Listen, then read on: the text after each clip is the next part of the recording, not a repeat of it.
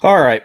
I was not planning on doing a live tonight. I really wasn't. I got home from work late. I had an exam to do. I was just going to sit down and kind of chill and watch the game and maybe talk about it in a future stream. Maybe I'll talk about it a little bit later, but I do have to talk about some things that I saw tonight. If you follow me on X, and also if you're subscribed on YouTube, I posted screenshots of it there too. Someone decided that they were so pissed off about the rumors, and I emphasize rumors in regards to the signings, potential signings of McLeod and Hart, that they posted what could possibly be Eric Tulsky's address on X and saying, let's make sure we know how they feel, or they know how we feel. Now, if you'll give me a moment, I'm going to pull this up.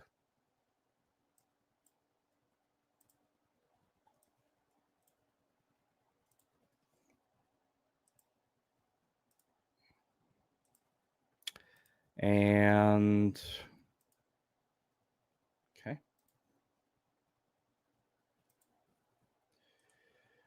This is what my timeline's been littered with tonight. And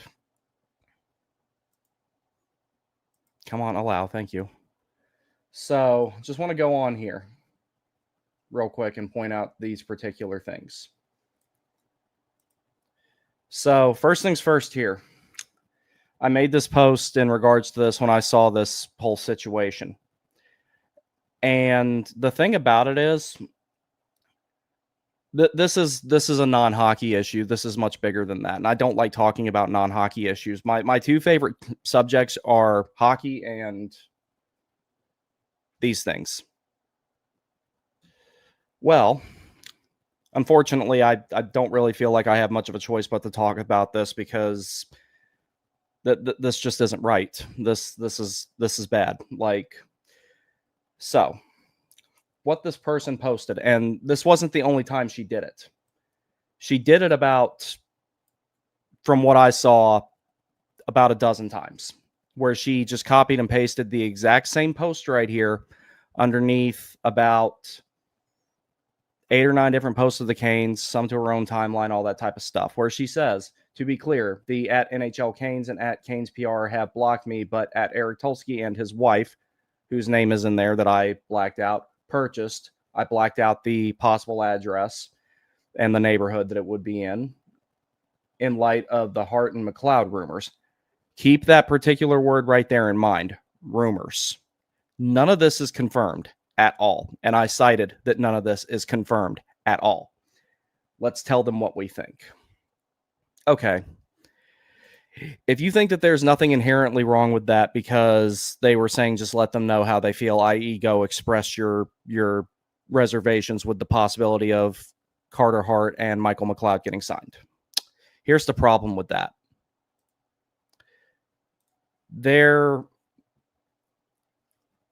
One thing, they're just rumors. And if you notice, rumors, they were already a dime a dozen before, but now they're a penny a dozen at best, especially in the sports world, because there's been this semi-false economy created from clicks. So someone like, and I've got no issue calling these guys out because part of this is their fault. And if they have actual sources, please forgive me, but this has to be cited. David Pagnotta and Frank Saravelli are not exactly the most reliable people on the internet when it comes to this stuff. And their livelihood is dependent on people taking the time to watch whatever videos they post, read whatever things that they post writing-wise, anything that gets traffic to the fourth period and to Daily Face-Off, respectively. So something that generates as much buzz, be it negative or positive, as Michael McLeod and Carter Hart in particular, in this case, is something that it's literally what they get off of their assembly line. It's their good, it's their service, it's their product, it's their way of making money. Maybe they do have legitimate sources, maybe they don't. But I can count on one hand the number of the times that these guys were right or broke something first. If it does not come directly from the Carolina Hurricanes themselves posting it, and if it does not come from Elliot Friedman, I would say Bob McKenzie if he wasn't retired. If it doesn't come from them, it's not concrete, it's not confirmed, it's not definitive. If you don't hear it from someone who's legitimately reliable, then it is nothing more than speculation, gouge, and rumors at that point. There is absolutely nothing that has confirmed that those players are coming to Carolina. Nothing. Maybe that'll turn out to be the case. We'll cross that bridge when we get there. Why the Canes didn't claim Connor Ingram, honestly, is beyond me, because even looking at that from a logistical standpoint, he's been playing the last few years. Carter Hart hasn't. And even if you think Hart is a better goalie than Connor Ingram, you don't know if he's going to return to form. So from that standpoint, it makes no sense. None. Michael McLeod makes even less sense to bring to Carolina. Are the Canes just going to stack an entire team of bottom six forwards? It doesn't make any sense to me. I don't understand why McLeod is being looked at all, if that's what's happening. Now, the problem with it is, another problem with it, I should say, this is all problematic. This person posted Tulsky's address. And if someone was inclined to do so, if they got mad enough to do so, emotional enough to do so, and we have to consider these things as 2025, if they got mad enough to actually go and do something drastic. And what if Eric Tulsky doesn't even live there? What if his family does not even live there? Because if someone throws a Molotov cocktail in that house, it doesn't matter who lives there, because fire doesn't discriminate. Someone conducts a drive-by shooting, bullets don't discriminate. This is incredibly problematic stuff, and it's got to stop.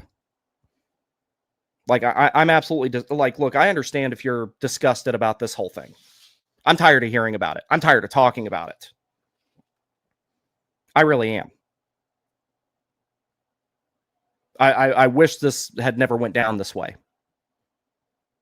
I really do. I wish that these players weren't even considered, because everything going on around them is absolutely ridiculous. I've been called some awful fucking things just for stating that here's why the organization might be looking at them as players. And that's me as an outsider. I have connections now.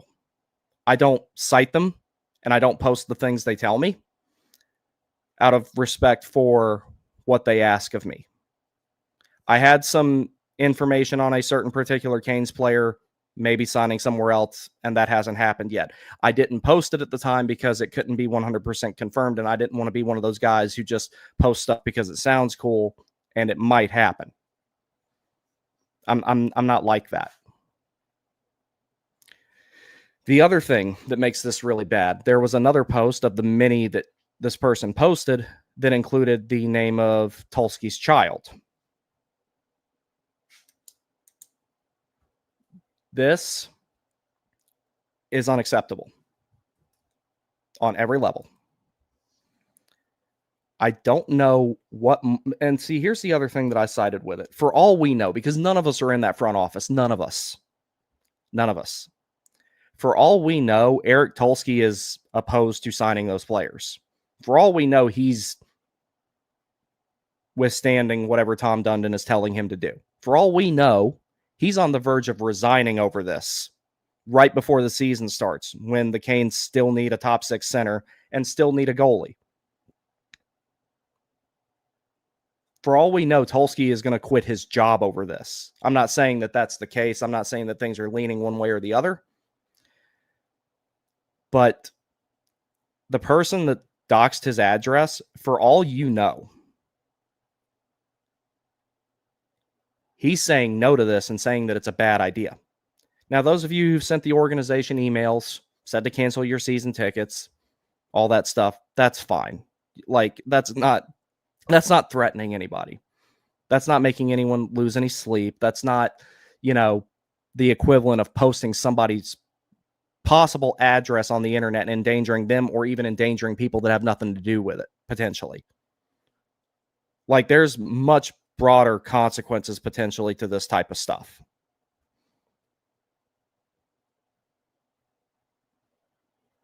And it's got to stop. It's getting really, really damn hard to enjoy sports anymore. It's been getting that way for years. But it's getting really, really difficult now.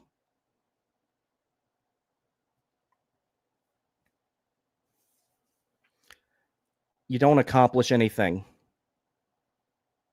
by posting the guy's address and saying to go protest him when, for all you know, he's already doing the protesting for you. If someone can find that this was Eric Tulsky's idea, you still shouldn't post his address. You still shouldn't say things that could potentially endanger his family and himself. Myself and AB met Eric Tulsky. We went to a game, I want to say it was a Sunday game last year. And he was standing by not the big one, but one of the two small stores. The one where they have a lot of t-shirts and the hat racks up against the back of the wall and all that type of stuff. And we met him over there and we talked to him for about good 10 minutes or so. And, the guy didn't have to give us the time of day. He's an important person doing an important job for the Hurricanes organization. And he took the time to talk to me and AB.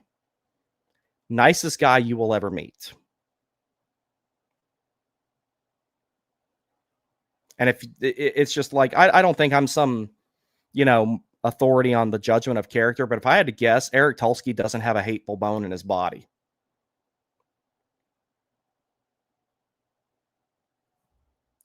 And it just sickens me that people are saying, posting stuff like this. Like you literally could get him and his family fucking killed. Did you ever stop to think about that? Maybe you did, but maybe you don't care. Or maybe you think that things you post on the internet don't have any consequences because it's not real life. Well, it is real life because behind every keyboard, there's a real person. Unless you believe the dead internet theory in totality.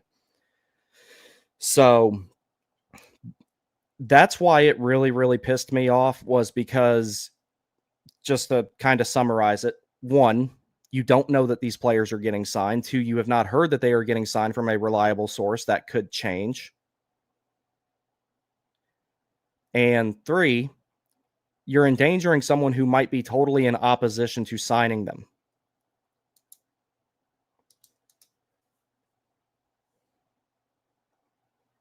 I've been getting called a quote unquote rapist apologist by the most sexually degenerate motherfucker on that app. And I can ignore a lot of things. I kind of just roll my eyes and scroll. Today was one of those days where I couldn't do it.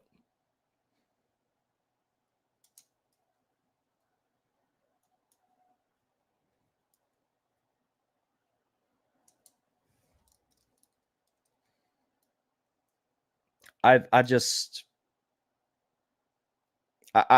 don't understand this. Why we're at where we're at in the world. If you, in your individual opinion, think that those 5 players got away with something that they shouldn't have, that's fine. O.J. Simpson, Casey Anthony, there's all kinds of situations that are comparable of someone being acquitted when maybe they shouldn't have been. Maybe this is one of them, maybe it's not. That's not for me as an individual, my opinion on it. That's not for me as an individual to decide. I'm not God. I'm not a judge. I'm not a juror. I'm not an executioner. None of that is for me to decide. But even if you still think that, posting the address of a guy who's strictly doing his job, and for all you know, maybe about to quit his job over this,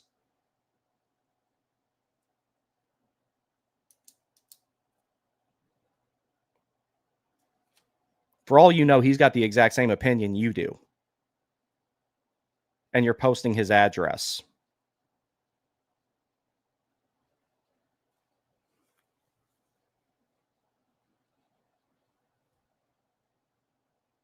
I'm just baffled with this. Like, I understand people get emotional about shit. I do too.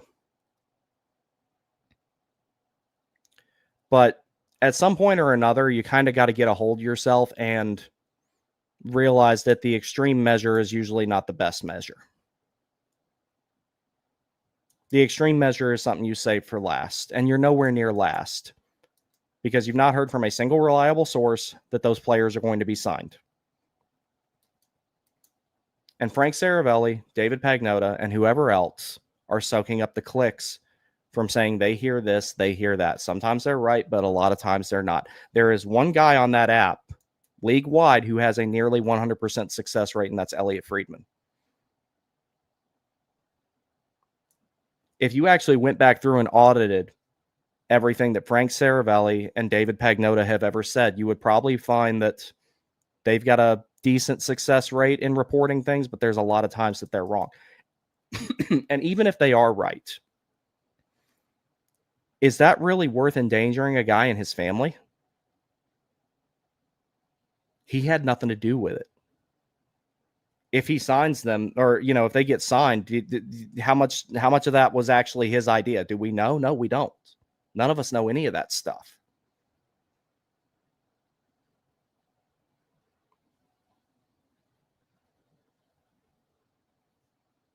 That's like being mad at the president for something and then going to the governor's mansion and protesting it when you don't know his opinion on it or something. I don't know. I don't even know how to summarize this. I can't think of analogies or anything, and I'm pretty good at stuff like that. I can't think of anything like that that can encapsulate this type of stuff.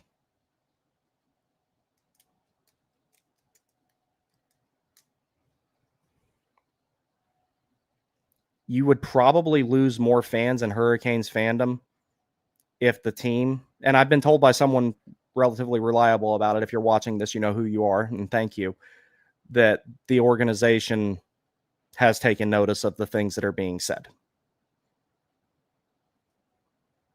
particularly ones that could endanger its employees.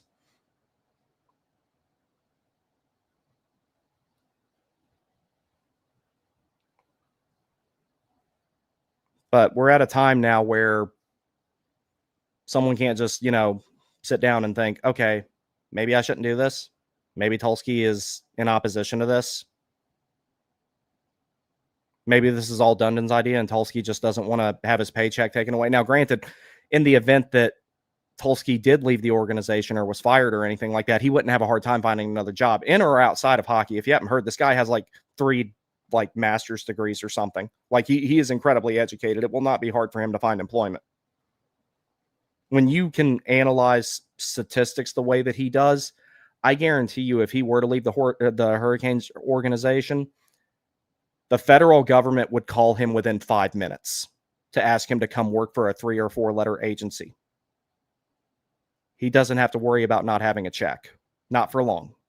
That being said, maybe he likes what he does. If you've ever had a job before, even if you like your job, you may have to do things you don't like. When I was in the military, I had to do a lot of shit that I didn't like, that I didn't understand the purpose of, and a lot of it was ultimately meaningless, but I still did it. And if I was in the continental United States, I just went back to my apartment when it was all said and done, or went back to my rack on the ship, whatever it was.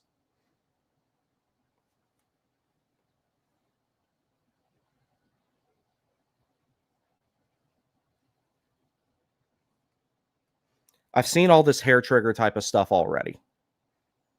We saw it a lot when Tony DeAngelo was here both times. People who will worship at the altar of Brady Shea and they have a shrine to him in their closet like Helga from fucking Hey Arnold. They'll talk about how great Tony DeAngelo is or how great Brady Shea is, and then they'll call Tony DeAngelo a racist in the same breath. If you haven't heard, they're like best friends. They go on vacation together. There was a picture Trocheck posted on Instagram one time of him, Brady Shea, and Tony DeAngelo taking his son Leo to school. If he was really that type of person, do you think that Trocheck and Shea would be around him? Much less Trocheck let him be around his kid? I don't think he would. Because I know if I knew anybody like that, I wouldn't associate with them. I've met people who are genuinely like that, and I wouldn't associate with them. And I think all of us with any sense whatsoever would say the same. And there's more sensible people out here than non-sensible people, because a lot of people who are pissed about the possibility of those players getting signed are just as mad about this doxing shit as I am.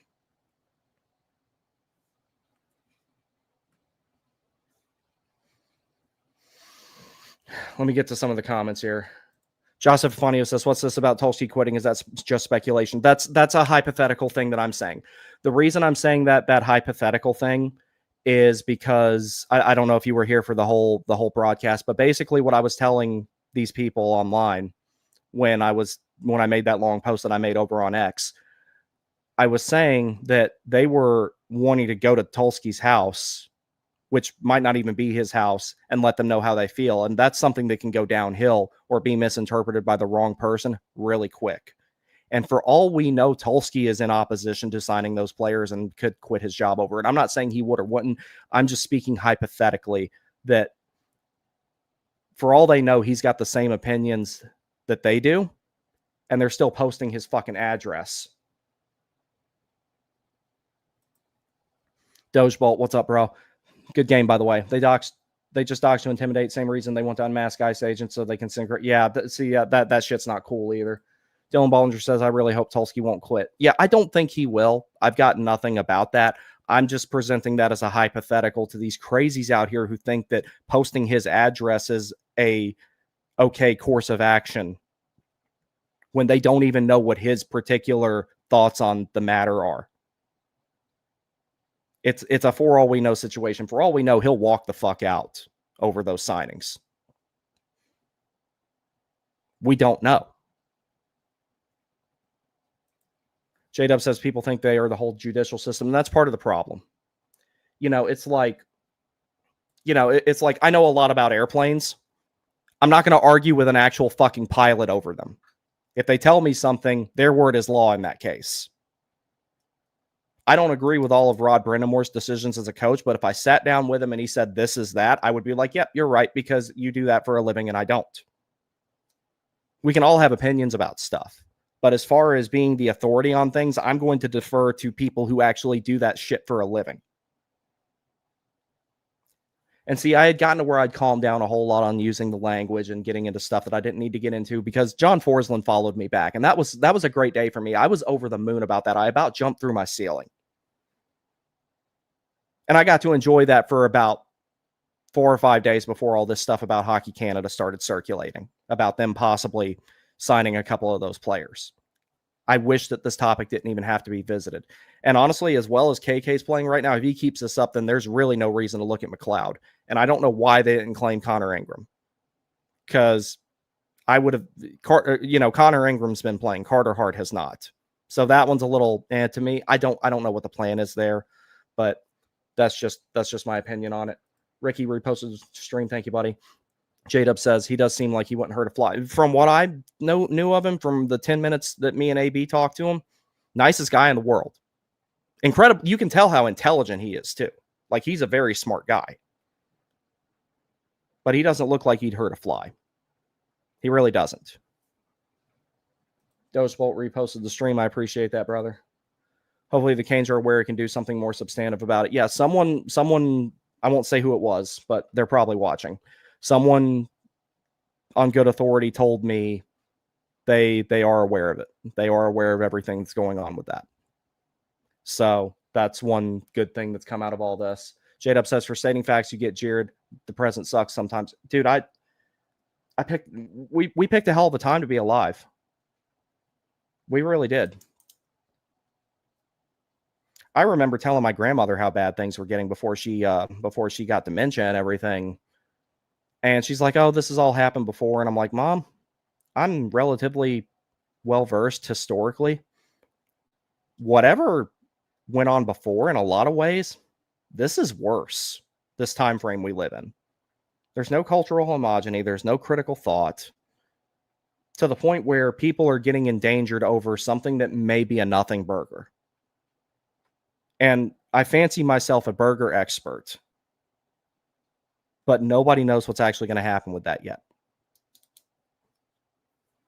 And if you think David Pagnotta and Frank Saravelli and all those guys are going to change their rhetoric, well, one, it shouldn't, what they're saying shouldn't be used as a justification by people to dox others, for one thing. And two, they're not right all the time.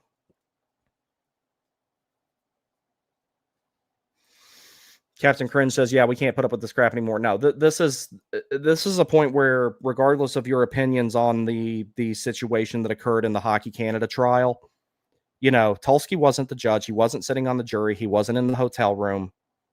And for all we know, he's in opposition to signing those players. That's not a factor, or he's not a factor in that. Nobody knows. So that's why it's like this is where, like, I was kind of hoping that maybe this whole situation would be done and here soon, and that those players would just sign elsewhere, and it wouldn't be anything that our fan base had to worry about dealing with. But like, you know, it's like I got told the other day by somebody, and I didn't know about this because I was only 5 years old when it happened. Peyton Manning got accused of apparently sexually harassing or sexually assaulting somebody. Peyton Manning.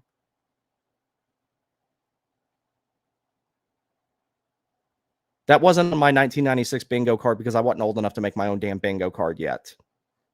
But that was a surprise to me when I got told that. Dylan Bollinger says, when is Ruslan going to play a game? That's a good question. I don't know. J-Dub says, okay, I'm here. You can start over.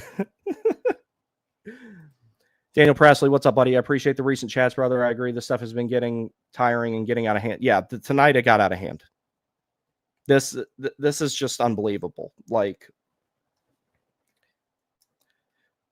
and the sad thing about it is there's like no good answer to it. There's no clear-cut like way to really deal with it. You kind of just have to, all you can really do is report the post. I know some people said stuff about talking to the Raleigh police. I don't know if any of that actually happened, but like I said, I did get it on pretty good authority that the front office is aware of the things that are said and that they're taking it seriously, and they should. I'm lucky. I've only had one death threat in 2 years.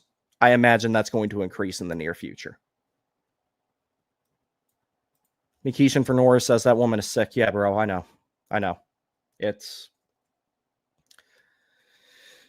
this is just, you know, it's like sports are supposed to be something we do to get away from the rigors and bullshit of everyday life. And don't even have that anymore. See, the good thing about it for me is if I just said, you know what, fuck this, I'm done, I've still got the SPHL. I've still got the Marksman. I get to play a couple of times a week. I still have the game. Part of the reason I started this channel when I did was I thought I couldn't play hockey anymore because of my knee. You know, because, you know, a guy in the NHL tears his ACL, prayers to Sasha Barkov. You know, they've got the best of the best doctors ready to, you know, fix that up for him and help him rehab. And, you know, at that point, rehabbing that injury becomes their job because it is their job to get back on the ice and get back to what they were doing originally. Me, if I tear an ACL, that's not as streamlined of a process of getting it fixed. And that's what I was afraid it was, but it ended up just being patellar subluxation, which basically means my kneecap was off center because it got to the point where it didn't hurt anymore. It felt like I didn't have a knee. So I stopped skating. I stopped running. I stopped going to the gym. I got really fat. And then I've managed to lose about half the weight that I wanted to lose. I still got a ways to go, but I'm getting there. Sound the siren. Thumbs up to you too, brother. Hope you're doing well. Let me scroll back to the bottom now. Queen of the Puck says, okay, that Helga reference had no right to be that funny. But no, that's seriously what I think of. People having a shrine in their closet to Brady Shea, Vincent Trocheck, Trevor Van Riemsdyk, Hayden Fleury, and all these other guys. And Tony D'Angelo was at Brett Pesci's wedding, and all those guys were there. And I'm sure there's some others I'm forgetting. Because when it comes to the players, I'm more likely to be able to tell you what skates they wear than I am to tell you anything about their personal life, because it just doesn't interest me. Like that one girl who posted that picture of Aho's wife right before she had the baby with absolutely no permission. She posted it and she like cropped out her head and she said, I removed her head in the picture out of respect for her because I know that she's a private person. She's a private person. Why the fuck are you taking pictures of her and posting it on the internet unsolicited? Like, I understand that you forfeit some of your right to privacy by being a professional athlete. I forfeited some of my right to privacy by starting this channel and, being on the internet. I understand that. But at the end of the day, if someone says, don't take a picture of me without my permission, or if someone is a noted, reserved, and private person, you can't just do stuff like that.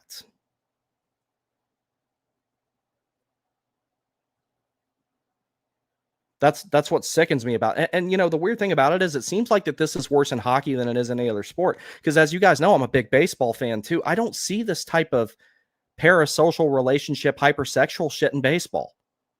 I really don't. Maybe I just don't notice it because I don't follow it as closely as I follow hockey.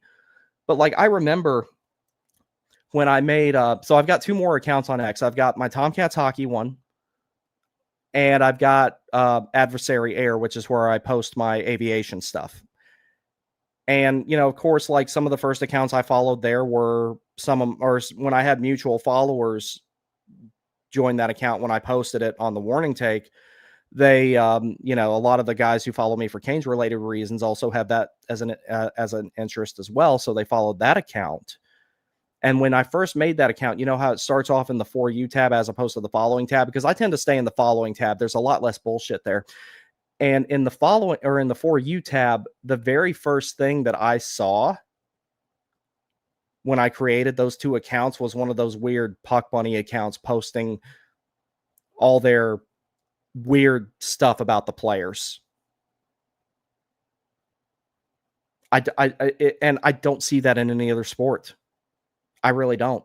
I follow baseball pretty closely. I'm not a huge football fan. I'm kind of a casual when it comes to that. But, I kick back on Saturday and watch the Heels. I kick back and watch the Panthers on Sunday. God help me. Even though they were really damn good last week. But I don't see that stuff in other sports. And I'm not saying that it's wrong to, say I find this player attractive or this player is cute. That's all fine.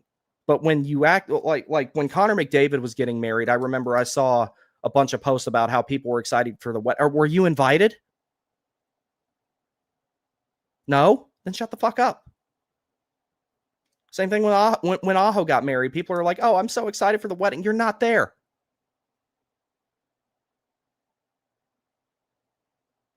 It's none of your business. Whatever they post, yeah, whatever. You can look at it, but don't act like that. Don't act like you're part of the wedding party. Don't act like you're going to go there and, meet your significant other and be swept off your feet. You're not. Like it's going to hurt when you land, but you need to come back to reality, some of you. Nobody in here, obviously, because none of those types of accounts follow me. And that's not even the worst stuff I've seen.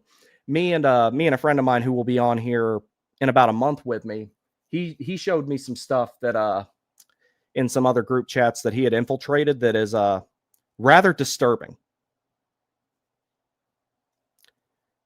To the point where I didn't even want to download it and have receipts for some of the people I've been in arguments with because I don't really care that much. And 2, I just didn't want to see it again. I will leave you to imagine what that is because whatever you imagine is not as bad as what it actually was. Josh F. Fanio says, gotcha. Yeah, Tulski is clearly a guy who leans left politically, but that's the left. They eat their own. Yeah, maybe. It's just, and see, the thing is, I don't really know anything about any of these guys politically. The only one I know a bunch about politically is Tony D'Angelo because he's pretty forward with what he thinks politically. And a lot of people have accused me of strictly liking Tony D'Angelo because of his politics. Let me disprove that right now. Give me 2 seconds.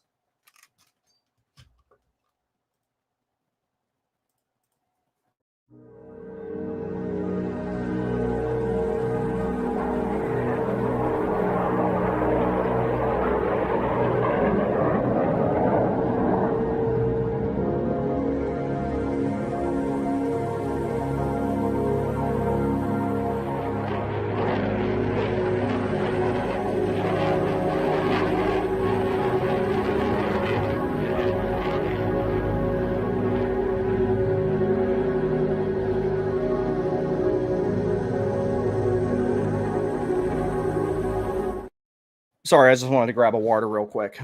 And I was going to get them out of my closet, but I forgot I moved them into the bedroom closet. I have a Tony D'Angelo sweater, well documented, not a secret. Do you know whose baseball jersey I have? Spencer Strider.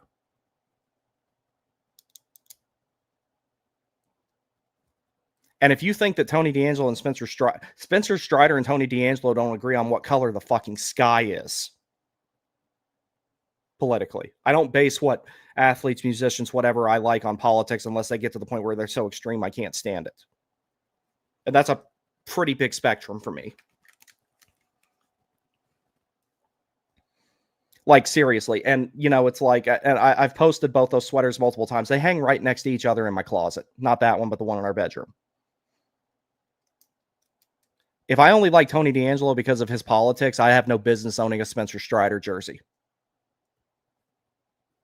I like Tony D'Angelo because he skates well, he chirps people, he fights, he throws hits, and he's got the best vision I've ever seen. His ability to distribute a puck there's not many people who are that good at it. I like Spencer Strider because he's really good at throwing a fucking baseball.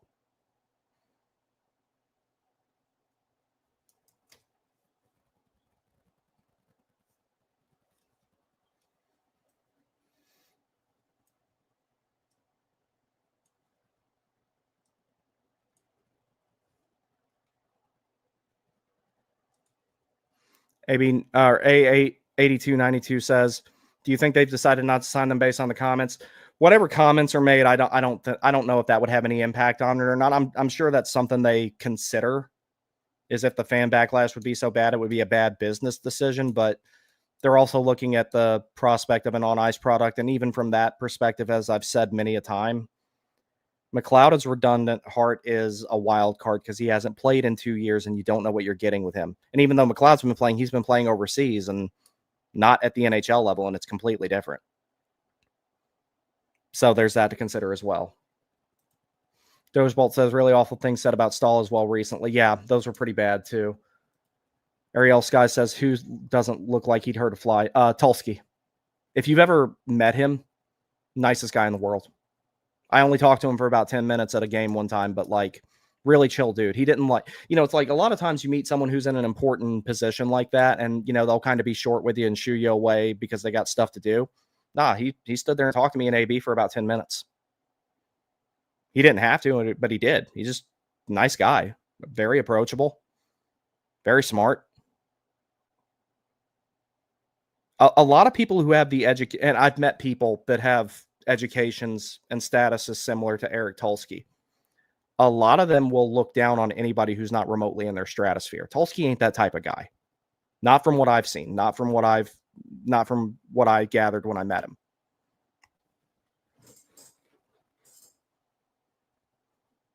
He didn't look down on me as a lowly,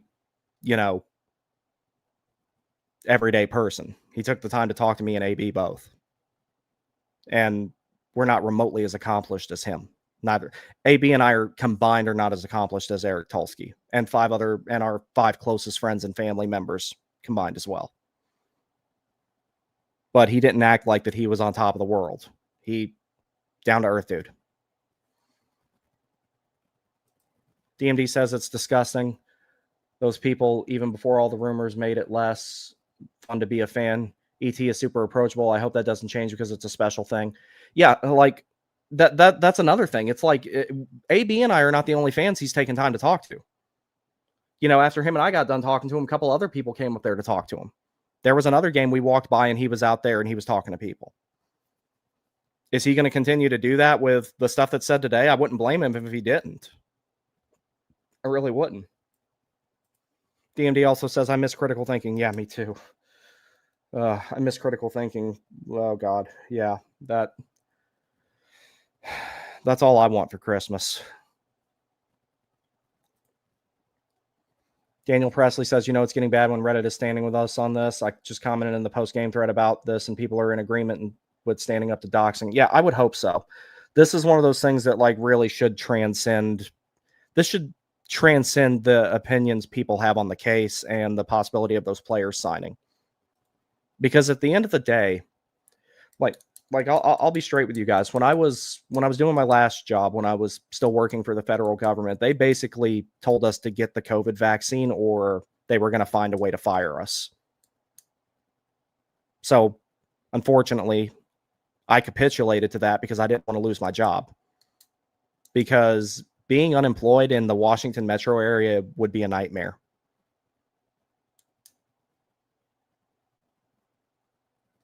Yeah, sure, maybe Eric Tulsky makes a lot more money than me and lives in a cheaper area than that.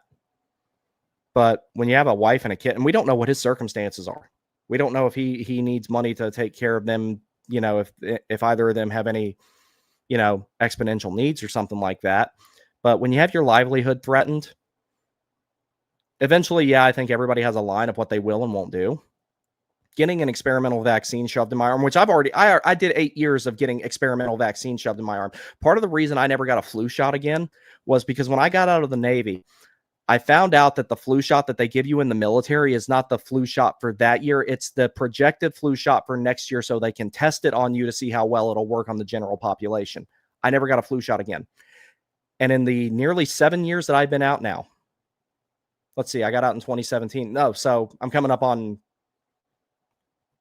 let's see. I'm a little over 8 years out now because I got out in August 2017 or April of 2017. So I'm about 8.5 years out. I've had the flu one fucking time. One. I had the flu every year when I was in the Navy. Make of that what you will. Dylan Bollinger 2C Andrew says yes, that should have been Dylan should have been signed already. Like I don't know how many more times I have to say that. Daniel Presley says, plus there's been a lot of bullying towards Jordan Stahl and his family. Yeah, see, that's getting bad too. Now, those of you may remember, I'm not going to mention what it was. Jordo, back in, I want to say it was 2017, 2018 season, there was a tragic event that occurred in his family. If people start referencing that, it's fucking on. Those of you who were around then, you know what I'm talking about. Those of you who weren't, DM me. I'll tell you. Or I won't tell you, but I'll tell you how to research it because I don't want to put his business out there like that, even though it was public knowledge what happened with his family. But if people start going down that route, then at that point, they're completely devoid of fucking humanity, if you ask me. Because that was one of the saddest days in the recent history of the team. I don't know the guy, but what happened to him, I felt very bad for him and his family. Those of you who know what it was, please don't say anything about it in the comments. But if you were watching the team back then, you saw it. Andrew says, finally caught alive. Yeah, man, I'm glad you're here. I'll make it to a game soon, I promise. I just got some other stuff to take care of first. Snowman says the weirdo hockey fans are on another level compared to other sports. Yeah, I thought I was the only one noticing that, and then other people were like, "Yo, what is with?" It seems like hockey, Formula One, which, as you know, I'm a racing nerd as well. Formula One sucks. I stopped watching Formula One a decade ago. Everyone dive bombs turn one, and then it's a 40 to 60 lap parade, depending on what track they're at. And Crofty's just sitting up there yelling really loud British noises, trying to make it sound more exciting than it actually is. It's garbage racing. It's mainstream garbage racing. It sucks. It's only popular because of a TV show. Or a Netflix show, I should say. And a lot of these guys that are watching it now that want to be Leclerc this, Verstappen that, they don't know who Michael Schumacher is. They don't know who Ayrton Senna is. And they think that they're watching good racing now. F1 back in the day was dope. I can say that about motorsports in general. Old school NASCAR was awesome. Old school IndyCar was awesome. Motorsports in general is kind of taking a dive. But F1 is like, I'll watch F1 if I need something to help me go to sleep and I'm out of melatonin. Maybe it's gotten better. I don't know. I haven't watched it and I'm not interested in it. If I'm going to watch Euro trash racing, I'll take V8 supercars or rally racing in the snow. That's cool shit if you've ever seen that. Sebastian Loeb is amazingly fun to watch. But yeah, my go fast, turn left, or my go fast, turn left and right, I've got better options than F1. Don't let a certain special ever find out they don't have a chance with him. Yeah, that guy's the worst. Like, it's kind of scary. Daniel Presley says people got butt hurt over Stankoven and Blake reposting condolences to Charlie Kirk's family on their Instagram story. Yeah, see that also pissed me off. Like, okay, it's like someone said something to me about the whole Melissa Hortman thing. I actually didn't know much about the Melissa Hortman thing. It didn't get covered as much. And I was knee deep in schoolwork then, so I wasn't really noticing anything anyway. That was around the time I wasn't posting much because I was busy with school and, like I work too and all this other stuff. Jeremy, I saw that. But yeah, no, modern F1 is fucking trash. It just sucks. Also, while I'm at it, NASCAR, go back to a point system and fix the fucking car. Anyway. Yeah, they did that. I think Slavin posted something, everything like that. And, like the stuff that was said about Slavin speaking at Liberty University, I saw people bitching about that. That pissed me off. I don't understand where people get this mentality from that it's wrong to issue condolences to somebody. But back to the Melissa Hortman thing, I didn't know much about that when it happened. But I can safely say I'm not okay with that happening either. It's like there was one picture of her that circulated after the fact where she's sitting there with her dog, a golden retriever. And, it's like, I can't stand the idea of being taken from my dog. He expects me to come home every day and walk him and feed him and pet him and tell him he's a good boy. Yes, you. He looked at me when I said that.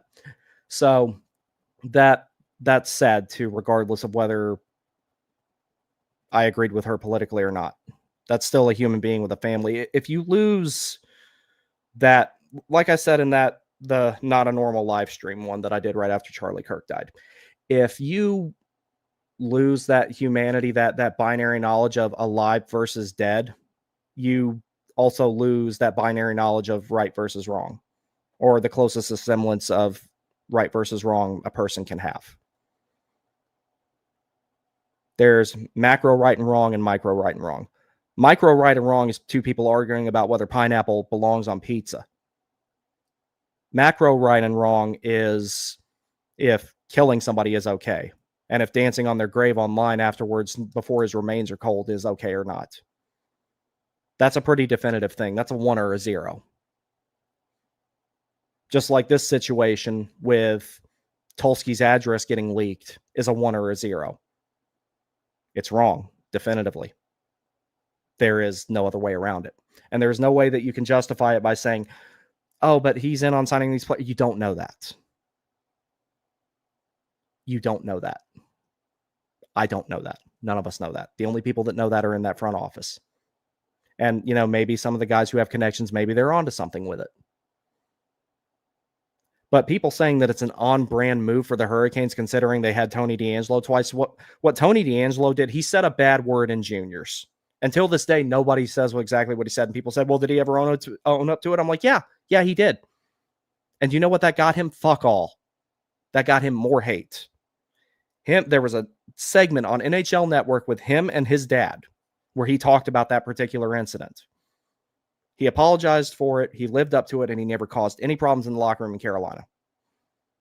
Whatever he caused anywhere else, I don't care. If he goes and causes problems in the New York Islanders locker room, okay, fine. The Islanders are in the same division as us. I want them to suck anyway.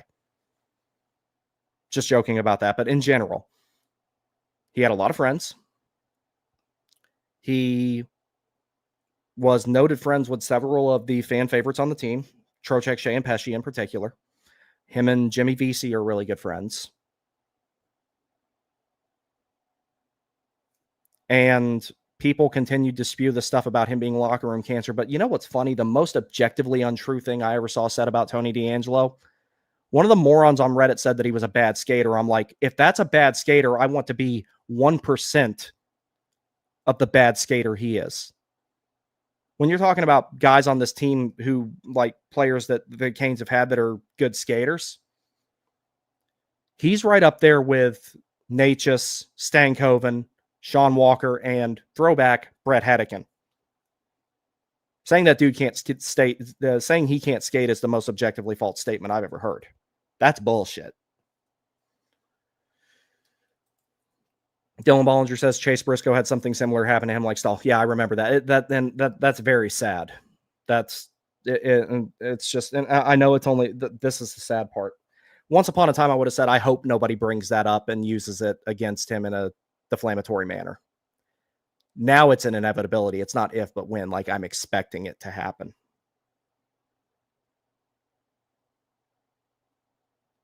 And that's not the way it should be.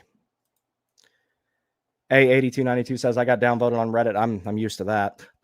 Because someone said they like Stank and Blake less because they posted a rip Insta story about Charlie Kirk. Yeah, that's on brand for them. As Daniel here said. That's very on brand for them. Yeah.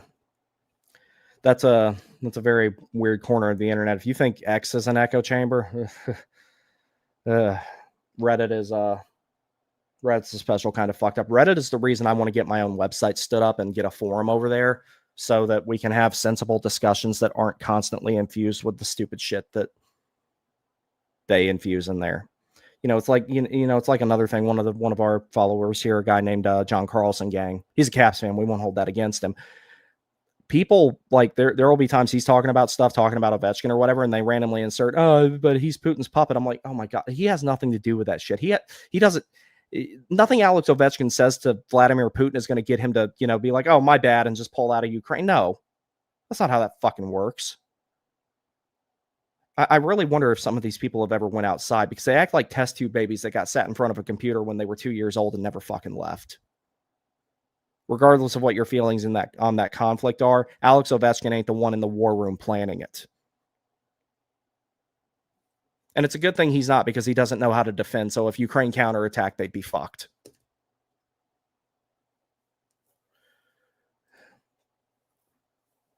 But yeah, I really want to emphasize this one where Kevin McKenzie says, can we just play hockey? Damn, I'm left leaning and these people are out of their minds. Yeah. It's like, I'm totally okay with left leaning people following my channel. I have a lot of left leaning friends. Hell, I might have more left leaning friends than I do right. And see, what's funny about it is 15 years ago, I probably would have been considered a hardcore liberal. But the overtime window has not only shifted, it has expanded. So I don't know what I fall under. I don't know what I fall under now, because I don't know what the fuck's going on anymore. If somebody can explain it to me, like draw it on a little flow chart or something so I can figure it out, like make sure that you use big letters and words that are not very complicated so my stupid ass can figure it out. Please tell me, because I don't know what the hell's going on anymore. I really don't. I'm lost as shit. I just never thought I'd see the day that people would think that an appropriate response to a grievance is to post somebody's address, when for all you know, they're protesting the same fucking thing that you are.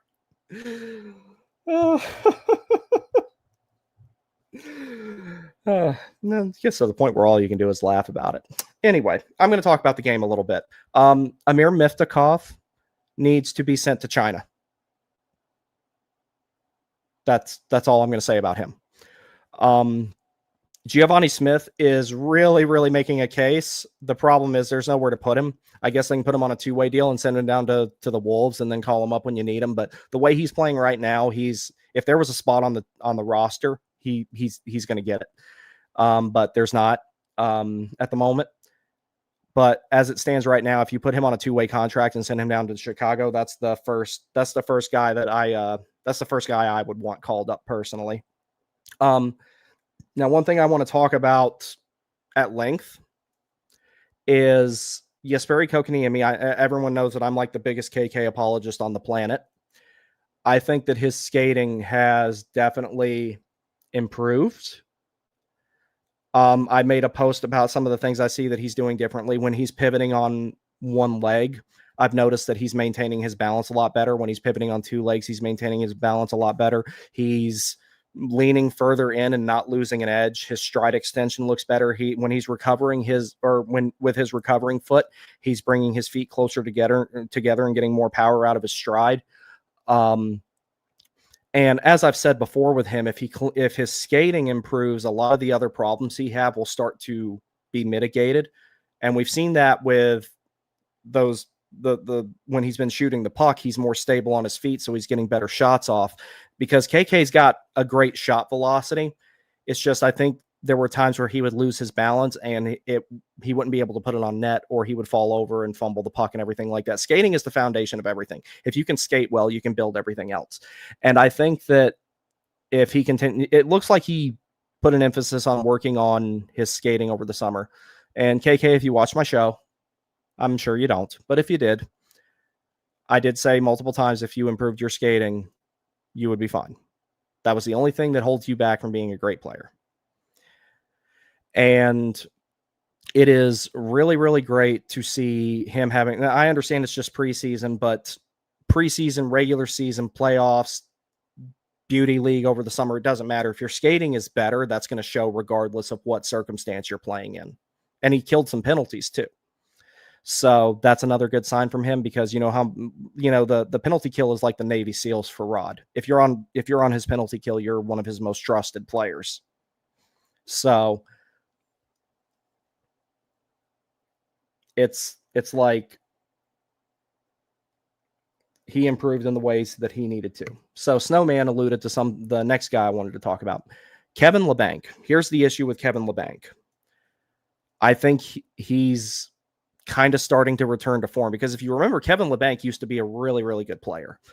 And it looks like he's rediscovered some of that. The problem with it is would have to be on a 2-way contract with the Canes, but he's experienced enough and playing well enough to where if a team wanted to pick him up for an NHL deal and him go somewhere where he could play full-time NHL, he's probably going to get that. So that's the biggest reason I don't see Labanc staying. He might have priced himself out of the Hurricanes market, because I don't think he would be on a 2-way deal wherever he went, I would imagine, just because of the risk associated with signing him.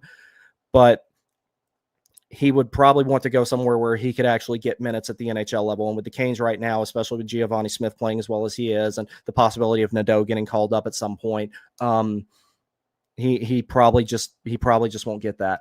I know I've talked about him before, but primarily from the previous games, Charles Alexis Legault looks to be ahead of schedule. I want to do some video on him, because I downloaded a new teleprompter app. I haven't got to play with it yet to figure out how it works and everything like that.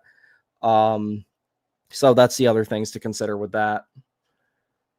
But yeah, that's really all I got in regards to those players. Ryan Suzuki looks all right, but I'm afraid he's not going to top out any higher than what he is now. What sucks about that is I think injuries just kind of derailed his development, because I think he could have at minimum been a middle 6 center. Problem with that is the Canes already have 2 players that you can consider middle 6 centers, KK and Jordo. So Daniel Presley says, after watching the highlights of the Panthers game, I came to the conclusion that Miftakov should not be anywhere near our net. If Freddie stayed it, good chance it's shut out. Yeah. No, Miftakov came up there. He came out there and he was the Tony X meme of the goalie just said, fuck it, and left, empty net, especially on the second goal, because Seth Jarvis looked at him like, bro, what the hell are you doing? And I don't blame him. I mean, I looked at him like that too, and I wasn't even there. But A8292 also says, if we carry a full 23-man roster, who gets the 3 extra spots besides Mike Riley, I assume is a lock for 1. Yeah, Mike Riley's the 7th defenseman. He'll be one of them. So realistically speaking, the chances of playing, if William Carrier plays an 82-game season, go buy a lottery ticket. That's probably not going to happen. As far as the other 2, the guys you still have developing, you want them to get reps down in Chicago. So a lot of them are going to probably be assigned down there, even if they would be on the 23-man roster under circumstances. Depending on who you get signed, if you sign Giovanni Smith, which I think is a good idea, if you sign him, he could be one of them. And I imagine the other one would be Tyson Yost. I know Juha Jaksa is not healthy yet, but that could be another one. But if you're talking about guys that would just kind of round out the lineup and everything like that, Nadeau needs a little bit more time in the minors. And the biggest reason why I say that is he's still getting pushed off the puck a little bit too easy. So I think maybe work on his stability on his skates, work on his upper body strength so he can ward off checks and everything like that, because Nadeau's got a cannon of a shot, but he's not a very big guy.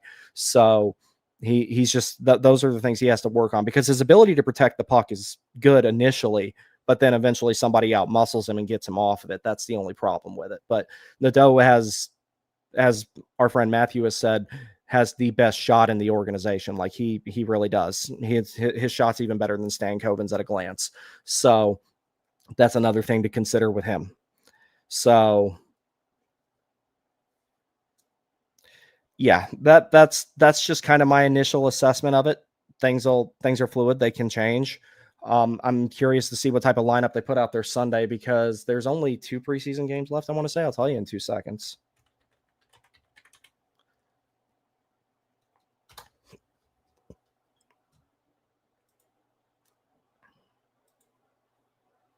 Let's see.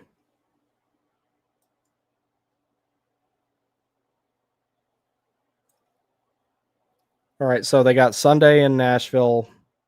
Then they're in Florida on the, or they have Nashville at home on Sunday at 7, and then they play the Panthers on Monday at 6, and then I think the last one is in Nashville. I'm such a horrible fan. I don't have the schedule memorized. Yeah, and then the last one is in Nashville on the 4th at 4 p.m. And then after that, you have 5, 6, 7, 8.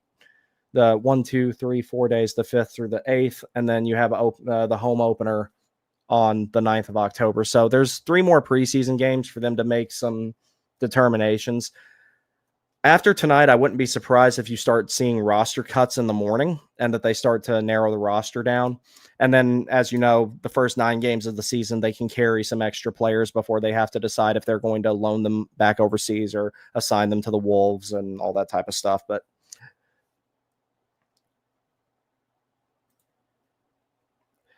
Stankin Jank says, Yost over Jankowski, or are we assuming Yank is going to start the season on IL? I think that I was under the impression that Jankowski was going to, if he's injured, then yeah.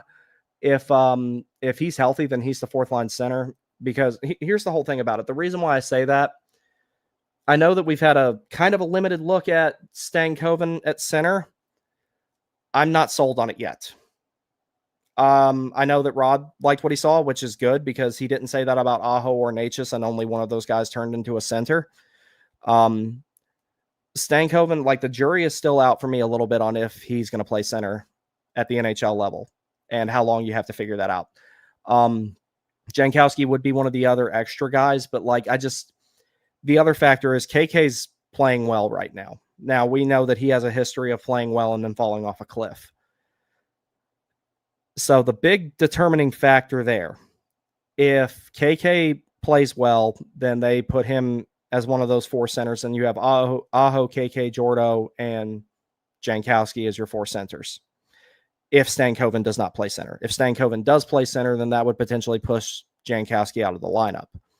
That's where it's kind of a wait and see type of deal.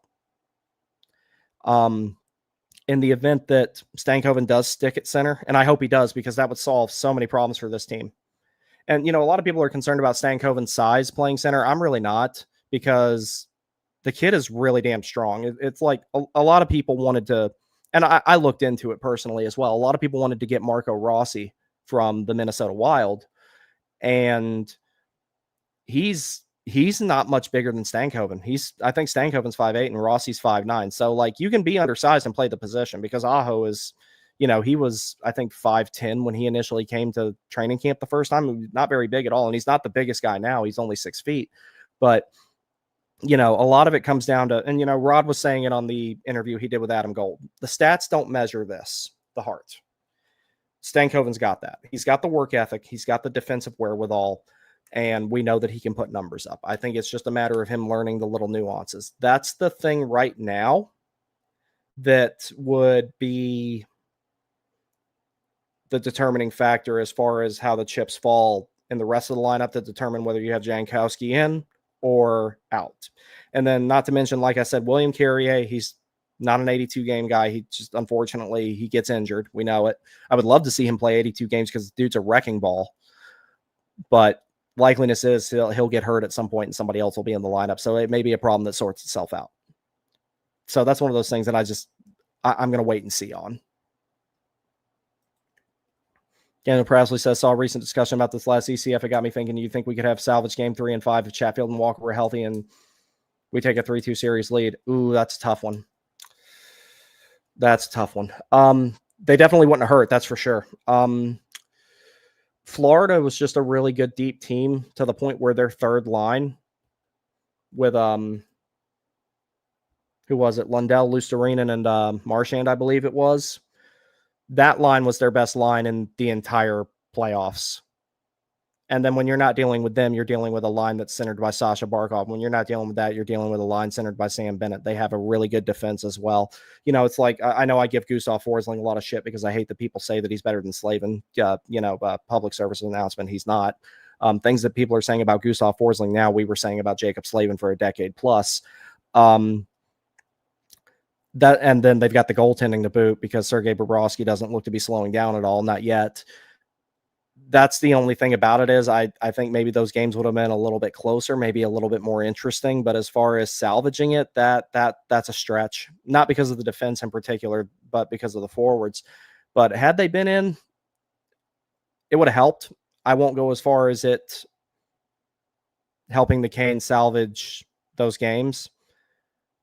And, like I said, like I try not to rag on Morrow too much, but I just totally lost faith in his ability to be a Hurricane in 2 games. It was really one, but I calmed down about game 1. I'm like, all right, let's see how game 2 goes. Maybe I'll change my mind. And then I didn't feel that way anymore because players have watershed moments where it's like, yeah, they're going to work. Yeah, they're not.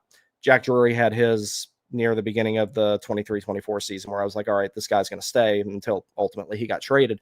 And then there was, KK hasn't had that moment where I definitively say, okay, that's enough. It's not going to work. I know I've said at times like maybe he needs to get traded for his own good. And, maybe he's just not a good fit here, but then he has games like he's had lately. Granted, I know preseason, but I'd rather him be playing well in the preseason than not being playing well at all. Then, it's like with Morrow, I just kind of felt like, all right, I've seen enough. But, again, that's just my opinion on the matter. I think those guys would have helped, but I know I said when I did my series forecast for that series, Griff was actually in there doing that live with me, and he joined up before we went live, and him and I talked for a few minutes before that, and he, I said, hey, look, so I'm going to put out that the Canes could win this series if it goes to 7 games, but I'll just be straight with you, I don't think they're going to win. And he goes, yeah, I don't think they're going to win either. I just didn't think so. Daniel Presley says, you mentioned Barkov, but do you think the Panthers' chances went way down for a three-peat? I've been reluctant to say they will, but I do wonder if losing Barkov and Tkachuk half the season will hurt. It's definitely going to hurt them. I know that there's speculation that Barkov could be back for the playoffs, but we saw how long it took for Svechnikov to come back. That timeline for recovery for an ACL and an MCL, that's rough. And, I like Sasha Barkov. He's one of my favorite non-Hurricanes. It's like, it does hurt their chances for it because he's a very essential player. Both of them are very essential players in the playoffs for different reasons. Barkov brings you that really great 2-way play. He puts up a decent amount of points in the playoffs, but like, even if he's not putting out points, he's shutting down other lines. He's going out there and making plays that galvanize his team and everything like that.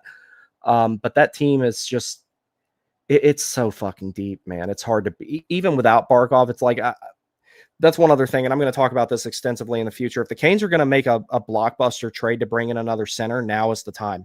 And one of the reasons why I say that is if they don't do it, Florida will, depending on what they decide to do as far as if they are going to stash Barkov on LTIR because they think he won't be back in time for the playoffs or whatever. That's the whole thing about it. Stankin Jank also says, you see Slavin Ghost or Slavin Walker as a top pair. I'm guessing due to the chemistry between Miller and Chatty, they're going to be paired. Who do you think is the best partner for Nikishin to begin his Canes career? I know I've been saying I'm going to do this for a long time, and I haven't gotten around to it just because I've been busy with other stuff. And what really sidelined me last week, I was like, my allergies were acting up, and I sounded like Darth Vader whenever I tried to talk.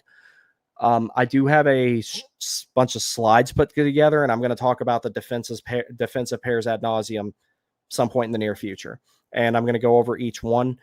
Last time I saw all 6 of the regular defensemen in camp, Walt Ruff, I think, tweeted it, and the pairs were Slavin Walker, Miller Chatfield, and Ghost and Nikish. And I'm worried about that third pair. The top 4, though, good stuff. but I'll go into that in detail at some point in the near future. Even if I don't end up making a video, I'll make a long post about it, and I'll post everything about each one. Either way, it'll get put out there. But short version is what I would rather do. I would do Slavin and Gostisbehere, because that gives you and because Gostisbehere seems to be pretty comfortable playing the right side, that gives you a Slavin D'Angelo type dynamic on the first pair. Miller and Chatfield appear to have a lot of chemistry, leave them together. And then for the third pair, you can have Walker and Nikishin, and then that gives Nikishin a third pair safety valve to work with. And we saw how well Walker did in that role last season. But at the same time, Sean Walker proved that he can play a more extensive role and take on more responsibility, play more minutes. And I think him and Slavin would hit some new heights offensively together as well. So I'll get to a couple more comments here, and then I'm going to call it a night because I got to be up early tomorrow. Daniel also says, I also agree about the Panthers being deep. I've heard it said if Svetch and Pacioretty were healthy in 2023, we could have beat the Panthers. I'm not too sure we could have beat them then either. I think the series would have gone on longer at least. And back then that would have favored the Hurricanes because as we saw in 2019 when the Hurricanes beat the Caps in the playoffs, that was not a we're better than you. That's a we outworked you series where they won. And I think that the series would have gone on longer because not only were you missing Svechnikov and Pacioretty, you were also missing Kasha, and Teravainen was coming back from a broken hand that, may have not been entirely healed. So, that's why when all these Devils fans were, in this past second round, a fully healthy Devils team would have beat you guys. I'm like, well, what happened last time when the Devils were fully healthy and the Canes were missing 4 forwards? Y'all got destroyed by Mackenzie McEachran. Do you remember that? Mackenzie McEachran and Jordan Martinook.